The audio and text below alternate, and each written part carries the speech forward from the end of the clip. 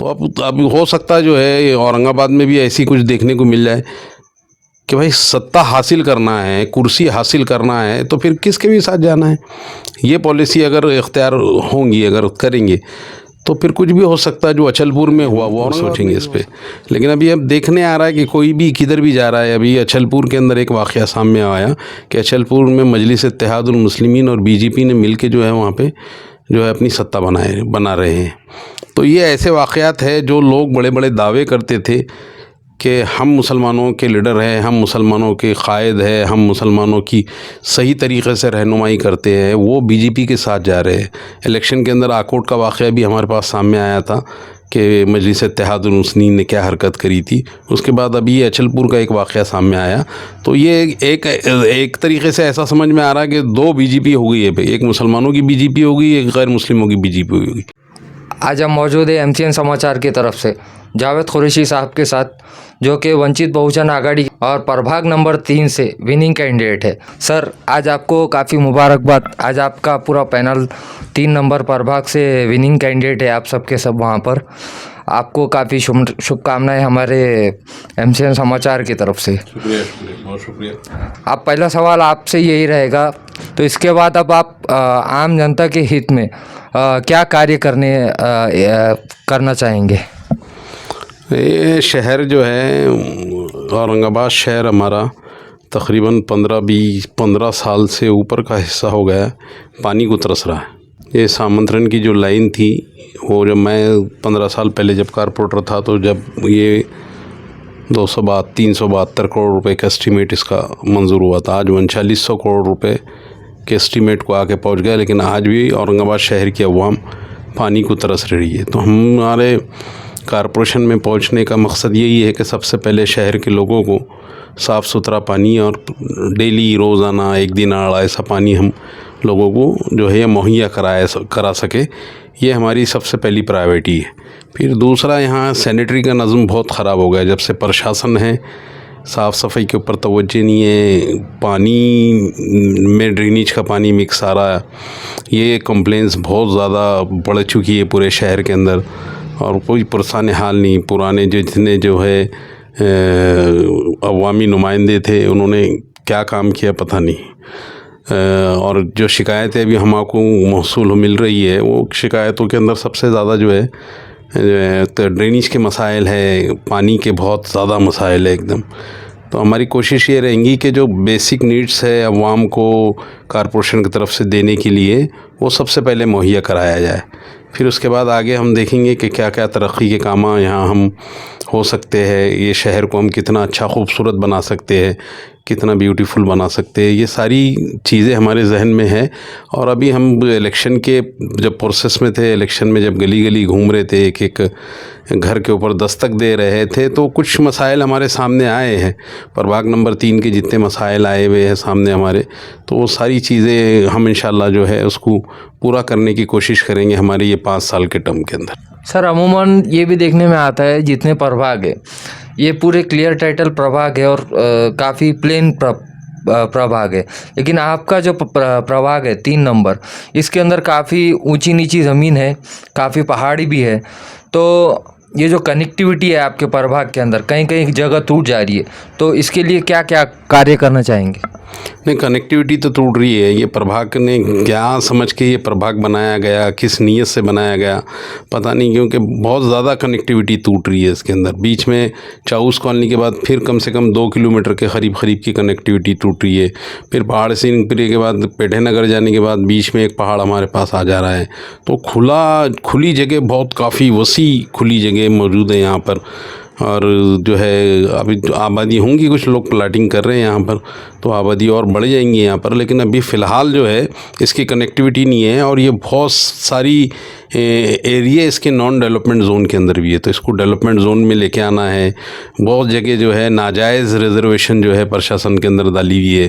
जैसा दिल्ली गेट का एक रिजर्वेशन है जो जिसकी ज़रूरत नहीं है, वहाँ वो लोगों के पास PR कार्ड है फिर भी वो रिजर्वेशन में है, तो उसको प्रशासन निकालने की बात कर रही। तो वो उसको हम कैसा टैकल कर सकते हैं? वहाँ जो रहने वाले लोग हैं वो रहने वाले लोग जो है है उनकी बस्तियां कैसी बच सकती, ये सारी चीज़ें हम जो है प्रशासन के सामने रखेंगे। और जो हमको जो अवाम ने ज़िम्मेदारी दी है कि अवाम की नुमाइंदगी कॉरपोरेशन में अच्छी तरीके से कर सकें हम, तो ये सारे मसाइल को लेकर हम कॉरपोरेशन के सामने जाएंगे। आम जनता ने काफ़ी अक्सरियत में आपके पैनल को वोट भी किया और आपका पैनल जीत के भी आया, इसके अंदर कामयाबी मिली आपको, तो आप इसका श्रेय किसको देते हैं आपकी कामयाबी का? नहीं, कामयाबी का श्रेय तो सबसे पहले तो जो है हमारी पार्टी जो है वंचित बहुजन आघाड़ी, उसके लीडर है प्रकाश अम्बेडकर साहब, सुजात अम्बेडकर साहब, अंजलि ताई, ये लोगों को श्रेय जाना था कि उन्होंने हमें 4 मजबूत लोगों को जो है यहाँ पे भरोसा करके ये सब प्रभाग में टिकट दिया और हमने अल्हम्दुलिल्लाह कामयाबी हासिल की यहाँ पर। तो पहले तो पार्टी जो रहती है, पार्टी ने भरोसा करना अपने कार्यकर्ताओं के ऊपर और फिर उनको टिकट देना, फिर उनको चुना के लाने के लिए जो है तो मेहनत करना। तो पार्टी बेस जो है एक बड़ी वर्किंग टीम थी हमारे साथ में पूरी पार्टी की, उसकी वजह से हम कामयाब भी हुए यहाँ पर। आम जनता ने भी आपका काफ़ी सहकार्य किया और आम जनता ने काफ़ी भारी बहुमत से आपको जिता के भी लाया है, और तो इस ताल्लुक से जनता के लिए क्या प्रतिक्रिया है? नहीं, जनता तो सर्वे पर ये रहती है, एकदम सबसे ऊपर जनता ही रहती है।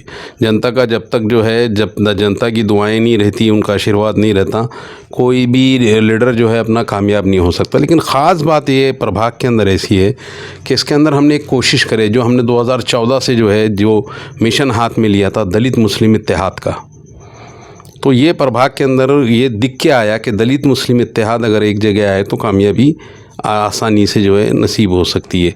यहाँ का अलमिया है, ये शहर जो है औरंगाबाद शहर में कोई भी पार्टी अपनी बुनियादों के ऊपर जीत के आने का दावा अगर कर सकती है तो वो अहमकों की जन्नत में रहती है। हाँ, कभी वक़्त कुछ तकसीम के अंदर कुछ हो जाता है कि लोग निकल जाते हैं चुन के, तो वो एक कहावत बड़ी है ना कि अल्लाह मेहरबान तो गधा पहलवान, तो ऐसा कुछ वाक़या हो जाते हैं कभी वक़्त। तो उसको अगर ये समझ लिया जाए कि भाई हम ही छे, तो बात गलत हो जाती है। ये शहर की जो पॉलिटिक्स है, अगर इसमें दलित और मुस्लिम यानी माइनॉरिटीज़ के लोग अगर एक साथ आए तो ही यहाँ पर कामयाबी दिखती है। कि पिछले इलेक्शन के जो रिज़ल्ट अगर हमारे सामने रखे तो ये बात सामने साबित हो सकती है कि आप अगर अपना वन मैन शो चलने की कोशिश करेंगे तो फिर आप जो है शिकस्त खाएंगे, आपको हार का सामना करना पड़ेगा। लिहाजा हमने ये कोशिश करी इस प्रभाग में कि दलितों के और मुसलमानों के वोट को एक जगह जमा करके हम कामयाबी हासिल करेंगे। और अल्लाह के करम से हमको दलित मुस्लिम इत्तेहाद बनाने में, ये प्रभाग के अंदर दलित मुस्लिम इत्तेहाद को बनाने में, दोनों के वोट एक जगह करने में हम कुछ हद तक कामयाब तो हुए और उसकी वजह से हमारे को कामयाबी भी नसीब हुई। अभी महापौर के ताल्लुक से चर्चाएं काफ़ी गर्म है, तो महापौर के अंदर आपकी जो पार्टी है वंचित बहुजन आघाड़ी, तो इसके अंदर क्या सहकार्य कर सकते हैं क्या? अरे ये तो पार्टी डिसीज़न है, पार्टी की बड़ी लीडरशिप जो हमारे को हुक्म देंगी वो हिसाब से हम आगे चलेंगे। तो अभी हम आज इस पे तो कोई टिप्पणी कर भी नहीं सकते कि हम क्या करना, हमने क्या करना और क्या नहीं करना, क्योंकि हम पार्टी जो डिसीज़न लेंगी उसके आगे हम सोचेंगे इस पे।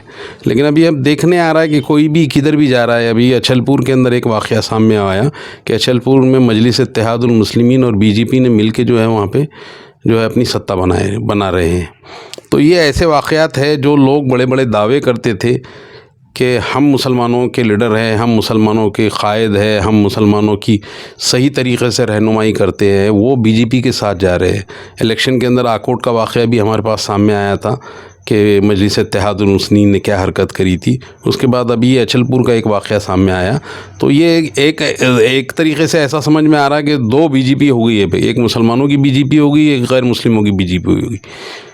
तो अब हो सकता है जो है औरंगाबाद में भी ऐसी कुछ देखने को मिल जाए कि भाई सत्ता हासिल करना है, कुर्सी हासिल करना है, तो फिर किसके भी साथ जाना है। ये पॉलिसी अगर इख्तियार होंगी, अगर करेंगे तो फिर कुछ भी हो सकता है। जो अचलपुर में हुआ वो औरंगाबाद में भी हो सकता। असद साहब हमेशा बीजेपी के विरोध में रहे हैं, लेकिन इसके बावजूद भी आज एमआईएम पार्टी का रुख चेंज नज़र आता है। कहीं युति हो रही है, कहीं युति नहीं हो रही है, तो इस ताल्लुक से क्या प्रतिक्रिया है आपकी? अबे ये सवाल तो आप उन लोगों से करिए ना, ये सवाल तो उनका है, असदुद्दीन अवीसी से करिए ये सवाल, या और जो ज़िम्मेदार है उनसे करिए कि ये जो अचलपुर का वाक़या हुआ इसको आप कैसा देखते हैं। एमआईएम पार्टी के जो जिस तरीके से नतीजे आए आज मखसूस औरंगाबाद शहर के अंदर, तो इन नतीजों को आप किस नज़रिए से देखते हैं? नहीं, अच्छे नतीजे आए उनके, बहुत अच्छी उन्होंने जो है औरंगाबाद शहर में अच्छे उनके ज़्यादा से ज़्यादा तादाद में लोग आए, तो उनको मुबारकबाद। कुछ लोगों का ये आरोप है ईवीएम के थ्रू ऐसे नतीजे आए। अब इसको क्या बोल सकते हैं, हम भी यही सोच रहे कि ईवीएम के ज़रिए हो सकते हैं, क्योंकि एक बीजेपी सीधा खाती, दूसरी बीजेपी उल्टा खाती। तो आज आपने देखा हमने जावेद कुरैशी साहब से बात की है, जो कि वंचित बहुजन आघाड़ी के प्रभाग नंबर 3 के विनिंग कैंडिडेट है।